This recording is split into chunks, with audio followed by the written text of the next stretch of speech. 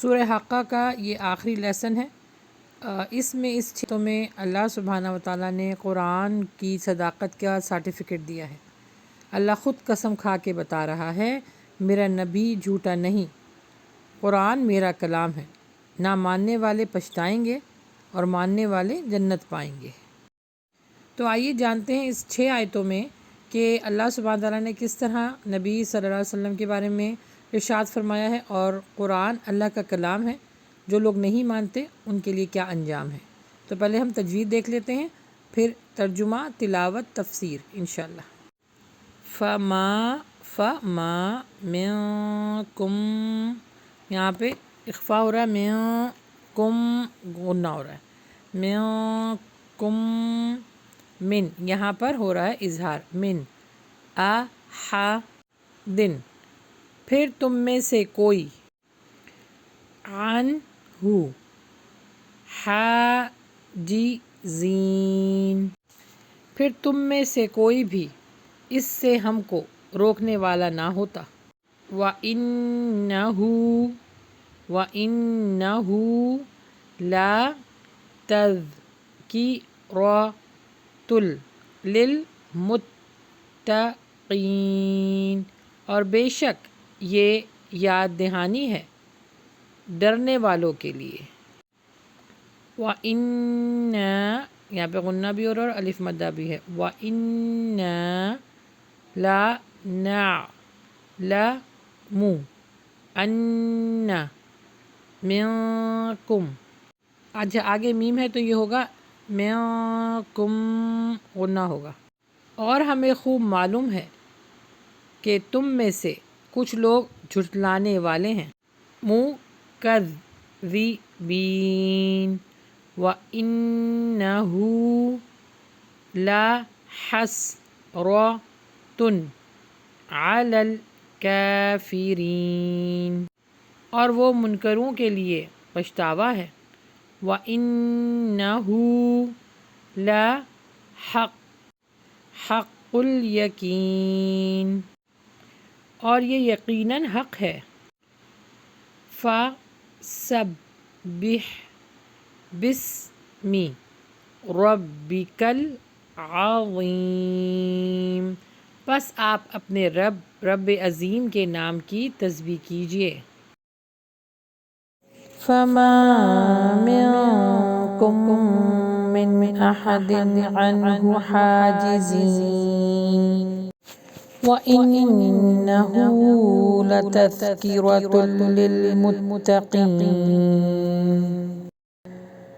وَإِنَّا لَنَعْلَمُ أَنَّ مِنکم مُکَذِّبِینَ، وَإِنَّهُ لَحَسْرَةٌ عَلَى الْكَافِرِينَ، وَإِنَّهُ لَحَقُّ الْيَقِينِ،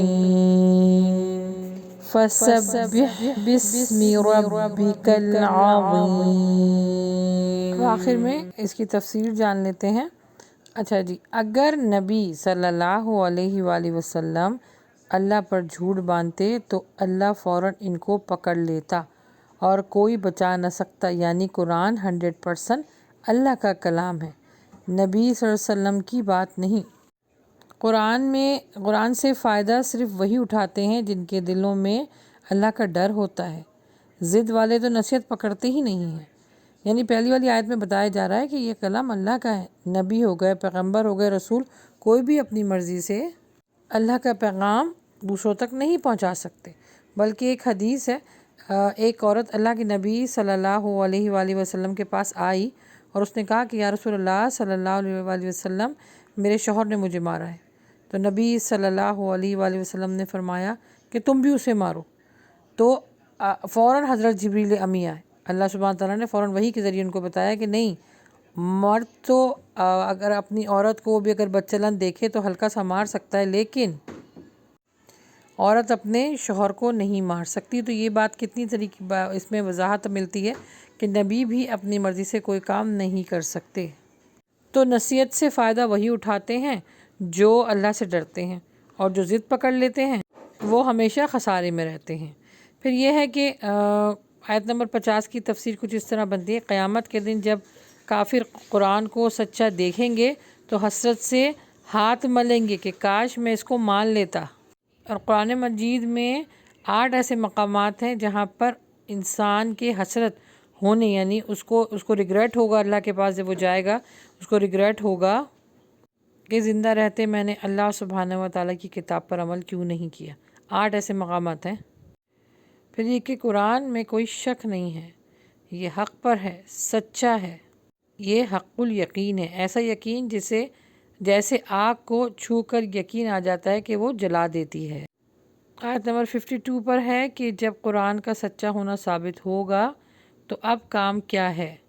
کیا کام ہے؟ سبحان اللہ العظیم پڑھو، عظمت والے رب کو یاد کرو، یعنی اللہ سبحانہ تعالیٰ نے خود قسم کھا کے بتایا ہے کہ میرا نبی جھوٹا نہیں، قرآن میرا کلام ہے۔